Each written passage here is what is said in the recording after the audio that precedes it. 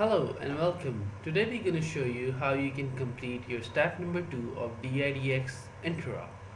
The first step of step number 2 asks you to click on My Purchase Numbers button under your account, which is on the left side. Now step number 2 further asks you to check your free DID numbers over there, which are listed under your account, which we can see over here, the one US number and one UK number, which are forwarded to 800 toll free at TAFP or VoIP with some kind of testing SIP address.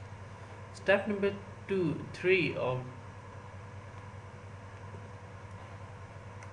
step number 2 asks us to call these numbers using our cell phone, using our SIP provider, using our voice service provider, any carrier, using our telephones. Just call these numbers. Once you're gonna call these numbers, you're gonna hear a music or thank you for calling 1-800-555 tone or something like that. Now step number 4 of step number 2 asks you that click on one of these numbers where it says 1-800-555-8305 at tf.vipimage.com, which we're gonna just do that.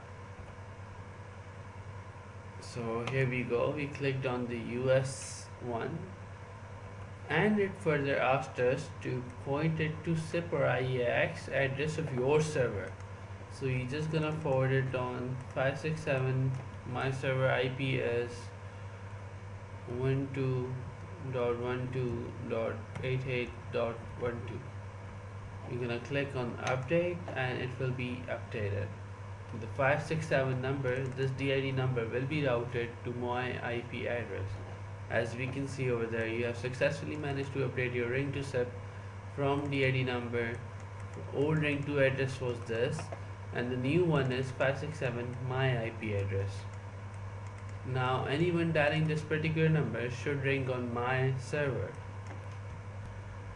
Now step number 2 further tells us that if we have firewall installed on our servers, then we can always click over here to check the list of IP addresses of DID Exchange, and we can add these numbers under our server for allowing calls on these IP addresses, from these IP addresses, sorry.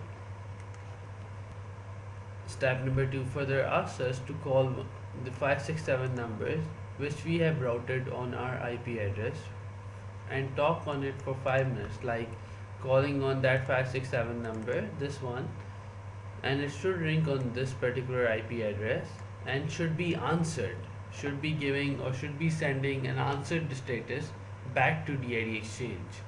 And once it's gonna give an answered status, DID Exchange requires us to talk on this particular number for at least 5 minutes.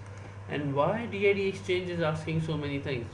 DID Exchange want to make sure that the call was uninterrupted without any issue for continuously 5 minutes.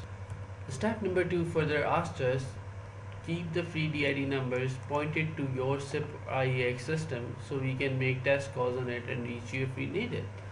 Now DIDx asks us not to change the destination IP addresses, and the reason is they will gonna eventually call on these numbers to test if these numbers are working fine with our SIP addresses or not, which are IP addresses or not. So that's it from step number 2, and after completing these instructions, you're more likely finishing the step number 2 and forwarding to step number